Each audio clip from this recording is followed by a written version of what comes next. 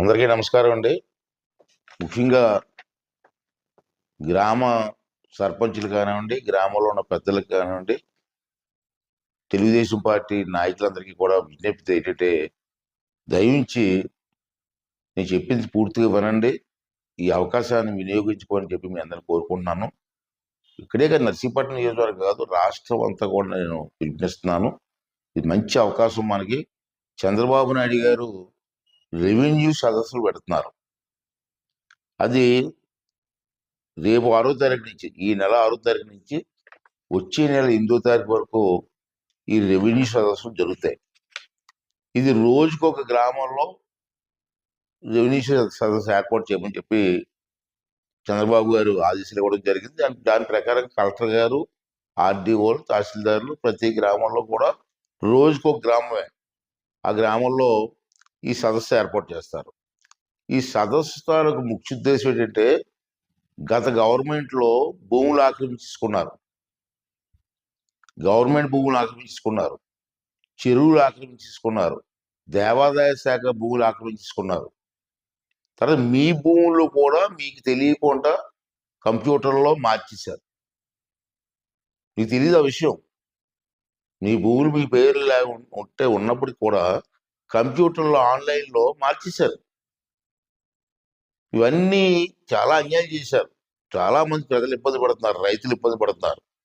అంచేత నేనేమన్నానంటే, ఇది మంచి అవకాశం కాబట్టి ఇటువంటి అన్యాయం జరిగిన వాళ్ళు, ఆన్లైన్లో పేర్లు మార్చేసిన వాళ్ళందరూ కూడా ఈ సదస్సుకి వెళ్ళండి.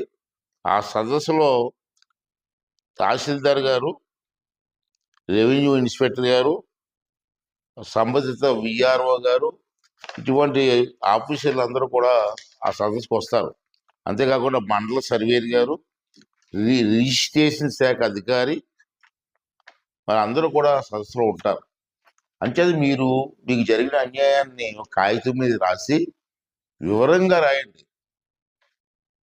ఏదో చిన్న 2 లైన్లు రాయడం కాదు. ఏ అన్యాయం జరిగింది, ఎలా జరిగింది, ఎవరు అన్యాయం చేశారు, ఇవన్నీ కూడా కాగితం మీద రాసి మీరు ఆ సదస్సుకు వెళ్ళి మీరు ఇచ్చినట్లయితే, ఆ కాగితం ఇచ్చిన తర్వాత 45 రోజుల్లో మీ సమస్యను పరిష్కారం చేయాలని చెప్పి చంద్రబాబు నాయుడు గారు గట్టిగా ఆదేశాలు ఇవ్వడం జరిగింది.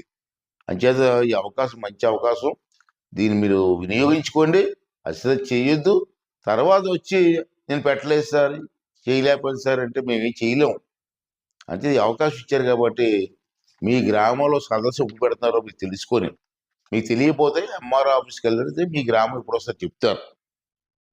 పేపర్లో కూడా ఏ రోజు ఏ గ్రామం వస్తుందో చెప్తారు, మీ నాయకులు కూడా చెప్తాం.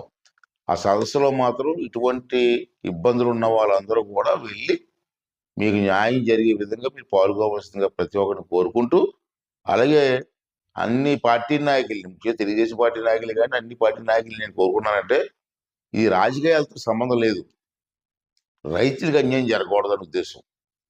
అంచేత నాయకులు కూడా మీ గ్రామంలో ఎవరైనా అన్యాయం జరిగితే వాళ్ళు తీసుకొని వెళ్ళి ఆ సమస్య పరిష్కారం చేయడం కోసం నాయకులందరూ కూడా ప్రయత్నం చేయాలని చెప్పి మీ అందరికీ మనవి చేస్తూ మీ సెలవు తీసుకుంటున్నానండి. థ్యాంక్ యూ అండి. Thank you very much.